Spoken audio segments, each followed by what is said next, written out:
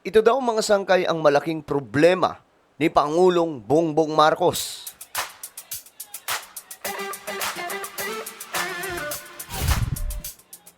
Isang eksperto po ang nagsalita mga sangkay at nagsiwalat tungkol sa problema ni PBBM pagdating po sa kanyang pamumuno. Kung ano yan mga sangkay, pag-uusapan po natin. Anyway, bago tayo mag-umpisa sa ating talakayan ngayon, sa mga hindi pa po dyan nakakapag-subscribe, sa ating YouTube channel, tayo po ay road to 2 million subscribers na. Padami po tayo ng padami dito sa YouTube. Kaya naman ano pa ang hinihintay ninyo?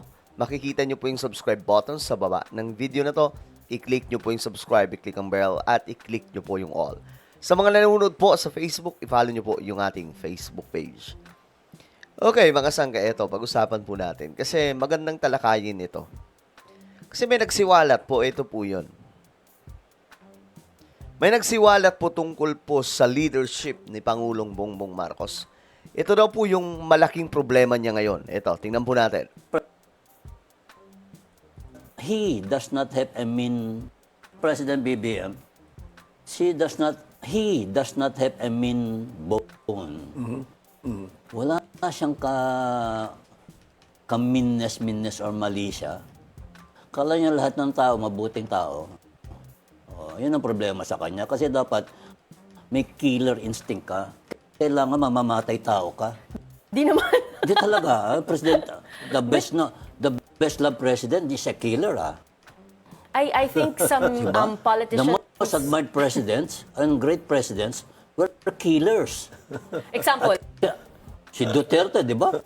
He was supposed to have killed between 6,000 and 30,000, depending who is your source. 6,000 Philippine National Police, 30,000 human rights organizations. Siguro we he's have still to very popular. disagree And with in that. the ICC And the and in The best Hague, they are proving only about 80 murders to make him serve for life. Okay.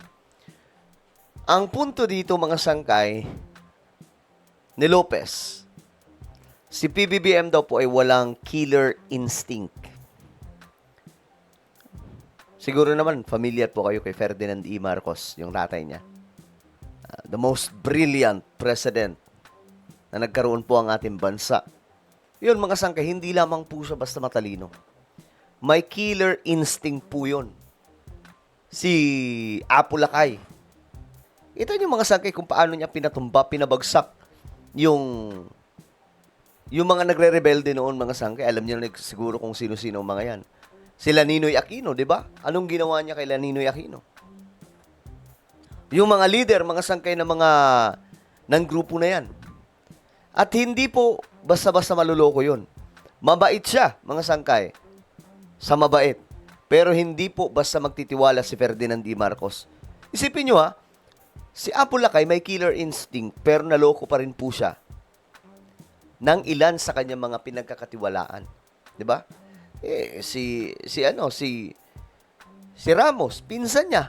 Si Enrile, kalahi niya. 'Di ba, mga sangkay? Itong mga ito pinagkatiwalaan niya pero naloko po siya. Sa kabila po na ang katotohanan na siya po ay brilliant at may killer instinct kung tawagin. No, yan po kasi ang kailangan ng isang leader mga sangkay. Actually, si PBBM naman sobrang bait. Ito po yung tinutukoy po ni Lopez mga sangkay. Pakinggan ulit po natin. President BBM, he does not have a mean bone. Wala siyang ka-miness or mali siya. Pansinin niyo si PBBM, di ba? Sobrang bait. Sobrang bait ni PBBM. Yun nga, minsan nga po mga sangkay, may mga naiinis na kasi ang bait naman ni PBBM. Bakit, halimbawa na lang, naalala niyo yung sinabi po ni Baste Duterte, ulo lang namin ni BBM. Ulo lang ni BBM ang kailangan. Nagsalita ang Pangulo, wala. May ginawa ang Pangulo, wala pa rin. Di ba sobrang bait? Pero kung si Ferdinand E. Marcos yun, ayari ka. May paglalagyan ka. Mga sangkay. Yun yung hinahanap ng iba. halimbawa, mga sangkay, kamay na bakal, di ba? Madali pong term ng mga strong president. Kamay na bakal. Hinahanap ng mga Pilipino yung kamay na bakal. Bakit?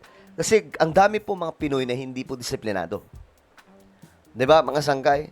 Si PBBM, ito yung problema lang po niya kasi sobrang bait. Wala rin pong, kumbaga, kamay na bakal, nakagaya po ng Duterte administration, na sumusopla po talaga sa mga kumakalaban. Ito yung tinutukoy ni Lopez. Kala niya lahat ng tao, mabuting tao. Di ba? Akala niya lahat ng tao mabuting tao. Mabilis pong, ewan ko nagtitiwala po agad si PBBM eh. Di ba, mga sangkay? Ito yung nangyayari. Kita nyo, dilaw. Nasa loob po ngayon ng Malacanang, di ba? So, binigyan po niya ng chance yung mga dilaw para magkaroon ng reconciliation, di ba? Kita nyo si Chris Aquino, di ba? Binisita ni PBBM o silang bumisita kay PBBM. Baga, ang bilis po niya magtiwala, mga sangkay. Ganun po ang tinutukoy ni Lopez na ito daw po yung problema ni PBBM. Pero, sa kabilang banda, may mga natutuwa din. Kasi nga po, ang bait-bait ni PBBM. Di ba? Ang bait-bait. Di makabasag pinggan. Hindi nagre-reply ng masama laban sa kanyang mga kalaban. Di ba?